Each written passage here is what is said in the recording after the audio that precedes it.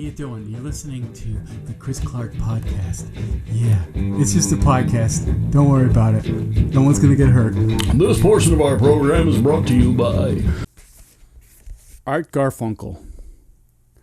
Which reminds me, I have a commercial for bread that I have to read. So why don't we listen to that while I go do a bong hit.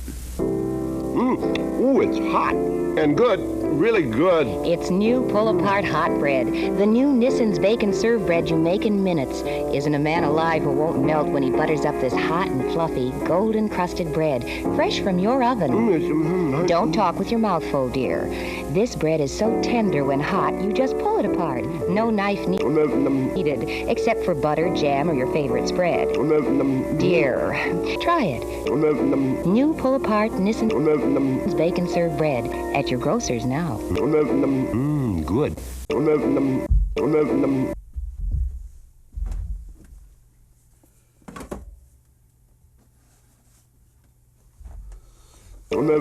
So speaking of Radio Shack, this one's kind of neat, and it's still sealed, although it's kind of falling apart. Does it count if you like tape it back together, that being still sealed for 40, 50 years? This is a realistic reel-to-reel tape splicer. So I got that. Like, that's going to go immediately in the dumpster. I think they will actually go out of their way to find that one first and go, toss. I have another splicer. This one here. That one's a little older. I do like the look of that one now.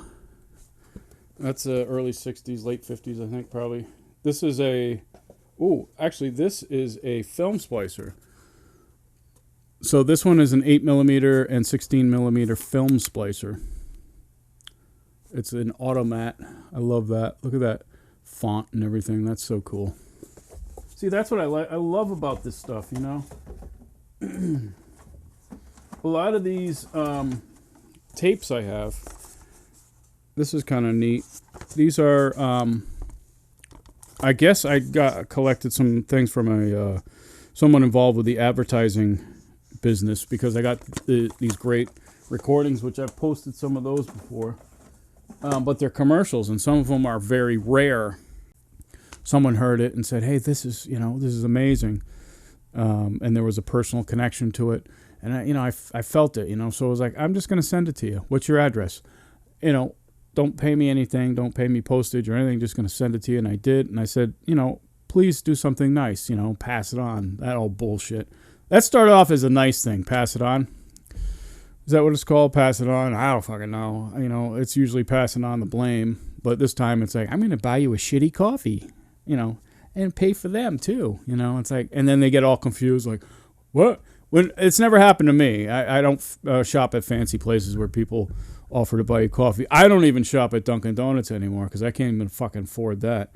I don't know. Maybe if there was a Honeydew Donuts or some shit. Cumberland Farms, I don't know. Sometimes I get a coffee there, but sometimes I don't, because I just go home and, do the little K-cup thing, which is not great for the environment. I understand. I should go back to a regular coffee maker, but the K-cups are very convenient. Isn't that convenient? And I kind of get an idea. It doesn't look good. Let's just put it that way. The environment is not a plaything, as Son House used to call the blues. The blues is not a plaything.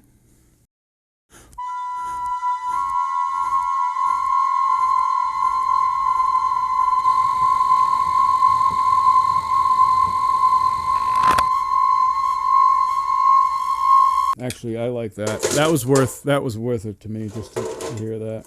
I'm a roller coaster enthusiast, so no, actually I'm not. I don't like roller coasters because it's like up and down, and when you have bipolar, you don't want to fucking be reminded of that shit. You're out trying to have a good time, and you're trying to get over your bipolar problems because you're on your upswing, and then you go to a freaking Norumbega or Lake Quasi.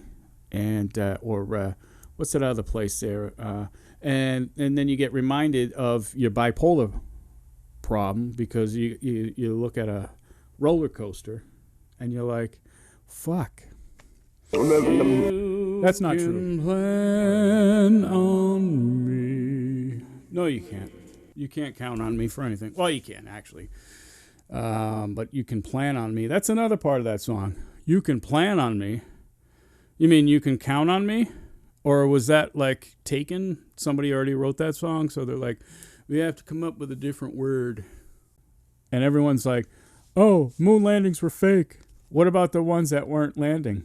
Dear.